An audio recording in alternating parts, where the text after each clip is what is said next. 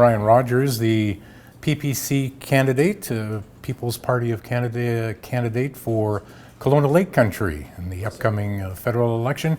Brian, welcome, and first of all, your decision to run in this election. What prompted you to throw your hat in the ring? I was following Maxime Bernier from when he originally decided he wanted to run for the leadership of the Conservative convention, and I was a little disappointed that he didn't make it, because I liked what he had to say about changes to the party and keeping it relatively conservative. And when I found out he lost, of course I was disappointed, like a few people, but then I heard about the fact that he had decided to step away from the party and create his own party. And so I just got on the bandwagon right away when I heard about that. Even before the party had actually started, I was phone calling, finding out how I could find out more about it, get involved, and finally got a hold of somebody and got involved with Maxime right from the get-go, because everything that was in his platform I agreed with. I had a couple of issues with two particular spots. That was a while ago. I don't remember specifically what they were. One of them I think might have been on immigration. But I had the previous run-up to the previous election, I had a chance to sit down with him because he had spent 3 days in the Valley. I went over with him my concerns, and he said why this and why that, and just convinced me, and I didn't have a problem with any part of the policy whatsoever. We should talk right off the top about COVID-19 vaccines, which is obviously a very polarizing issue, as we see throughout this valley and throughout the country. Your stance, obviously, the party's stance is against, or not necessarily against the vaccines, but certainly against the passports specifically. Can you explain the position? If you don't mind, can I read off of this? Because these are pretty much all my words, so hopefully it gives you the gist of it. In Canada, we have the inalienable right to defend our person, our liberty, and our property. And any one of those rights is dependent on the other two to be present. They are not political bargaining tools and are non-negotiable. These rights are enshrined in Canadian law and are given to us by a much higher authority than a prime minister, party leader, or any man. All you hear right now from these federal party leaders, provincial leaders, and unelected bureaucrats is to do what they tell you to do in order to protect everyone else. A typical quote from tyrants, dictators, and despots is "for the greater good." And I think that pretty much sums up the majority of exactly the way I feel with what's going on.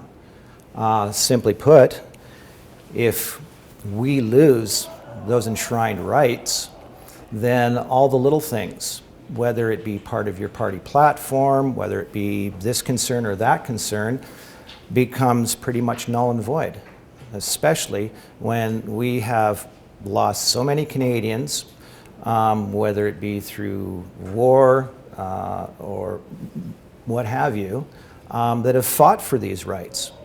And I think it's an absolute shame that the majority of the party leaders are trying to fight to destroy that.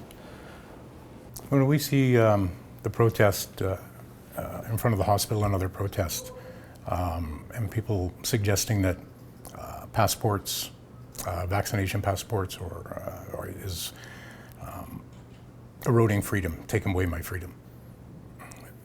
Isn't it also true that every time a law is passed, that a freedom is being taken away? That the government's saying you must not be on your cell phone in a car, you must not smoke inside a building. Isn't that taking away the same freedoms that we're talking about here? In a way, you could be right, yes. However, I think you should boil it down to your inalienable rights as far as person, liberties, and property. I mean, anybody should have the right to do whatever they want, except when it interferes with the rights of others. That's the way we all should live. And to be quite honest, people might hate me for this, but an interesting quote a while back that Mr. Ronald Reagan made was, "Government needs to step out of the way and let people live their lives." You mentioned that people should have the right to do what they want unless it interferes with others. And the rights of others. The rights of others. Yeah. Personally, I'm double vaccinated. I don't want to be around people that are not vaccinated, that could get me or somebody else around me sick. Is that not my right to say I want to be in an environment where I have that ability to enjoy, be it a sporting event, being at a meal at a restaurant, be it a drink at a bar, without having to worry? Isn't that my right? Is it interfering with other rights, other people's rights? That's one of the first questions I'd ask. That's something you're going to have to think about for yourself. However, my question would be, what was the purpose of getting vaccinated, if I may ask? I mean, I don't want to delve into your personal medical stuff because that's not my purview, if you want to say. But I'm assuming the reason you got vaccinated was to protect yourself against COVID, Right. correct? No. If that's the case, then how is an unvaccinated person going to affect you? I also understand that nothing is 100%. Okay, fair enough. Now, what would you say about those people that have natural immunity and natural antibodies against COVID? We don't know who they are necessarily. A lot of people have been tested for it, Yeah. and a lot of people have found to have those antibodies. Could they harm you or affect you in any way? That we don't know. Yet. Okay. I've also heard that even vaccinated people can carry the virus and affect you as well. So I go back to my original question. What was the point of getting vaccinated? And a fair question. Eh? Let's move And a on. lot of people can't answer that, unfortunately. Yeah. Let's move on. Okay. Issues in Kelowna Lake Country. You're speaking with constituents, obviously. What are you hearing? I'm hearing a lot of upset people when it comes to not being able to do what they want to do because of vaccine passports. They feel that, especially with the fact that we're still in the experimental stage, and if I'm not mistaken, the trials aren't over until somewhere around mid-2023. I would hope that if people want to have the right to informed consent, shouldn't they be allowed to wait until at least the trials are over and the results are out?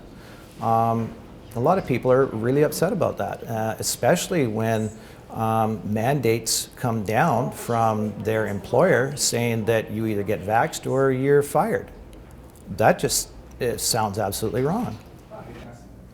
Other issues? Are you hearing social issues? And we hear about housing. The mayor of Kelowna is continually talking about supportive housing and housing for people that can't afford homes and stuff. I completely agree, and my heart goes out to the people that have nowhere to go, nowhere to live, type of thing. I do agree. Housing is a major issue. Unfortunately, that winds up coming down to community areas, and that winds up becoming a provincial issue. I think the federal government can help in issues like that, but that now rolls into the area of the equalization payments that come back to provinces. It's very unfair to a lot of the western provinces how that is divvied out to the provinces from the federal government. It just seems to be the poor western provinces wind up in the minuses all the time, and the eastern provinces wind up in the pluses. How is that equalization? And unfortunately too, and this also delves into the healthcare system, which is provincial jurisdiction as well, is when the federal government lays out money for the equalization, they start saying, well, okay, this you need to put into healthcare, this you need to put into housing, and whatever else that the province wants to use it for, and they start attaching rules and regulations and put strings to it. And I honestly feel, and I get this right from Max himself, that that does not allow provinces to innovate and use the money they see fit, the way they see fit. And I think that hampers provinces in being able to properly develop those areas with too many strings. How do you fix that? Get rid of the strings. Get rid of the strings and get rid of the unfairness of the equalization between provinces. Part of what you're suggesting is, and you mentioned the Ronald Reagan quote,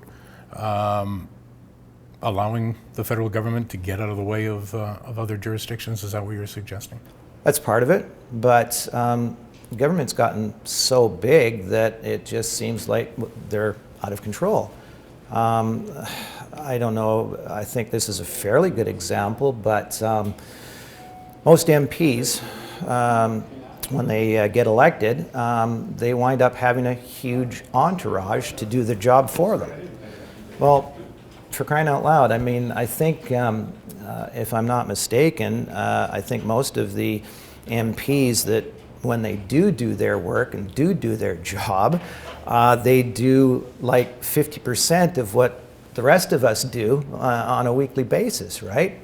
And then especially over the past year during our pandemic, I think that dropped down to maybe a fifth or a quarter. Yet, interestingly enough, they all turned around and voted in another price increase for themselves. I think that's atrocious. And I thought one of my ideas personally is, cut your entourage from, some of them have anywhere as 40 to 60 people that are doing their job for them. Well, why can't an MP do his job with maximum 10 people? I see that as very viable, and it sounds to me like a good way to cut a lot of the fat off the government. If elected, what would you bring to the constituents of Kelowna Lake Country? Definitely, I want to see people get back to work. It's that simple. And one of the best ways to do is get rid of these lockdowns, because there's never been any scientific experiment for them. There's never been any data put together for them. And when they started this up, around about a year ago, now we've had a year to take a look back to see if they work, and it looks to me like they don't. And it's just hurt our community, Kelowna, the Okanagan Valley, by shutting these small businesses down, taking away jobs, money, and the works. And the only people that seem to be benefiting from it are the big box stores like, Costco and Walmart. And where does that money go? I don't think a lot of it stays in the community, except the actual jobs themselves. I want to give you an opportunity to look in the camera, talk to directly to the people of Kelowna Lake Country, and tell them why they should vote Brian Rogers on September 20th. Okay. Basically, what Max has been vying for all this time is let people live their lives, give them back. I mean, let's put it this way. I don't believe that the governments, whether provincial or federal, had any jurisdiction whatsoever to take any rights away in the first place, and they have to secure those rights. No ifs, ands, or buts. I think that's the biggest thing to make sure Canada stays alive and doesn't continue down, I guess, how would you put it, the socialist way. Brian Rogers, PPC candidate, Kelowna Lake Country, September 20th. Brian, thanks for this and good luck. Thank you very much for having me. Appreciate it.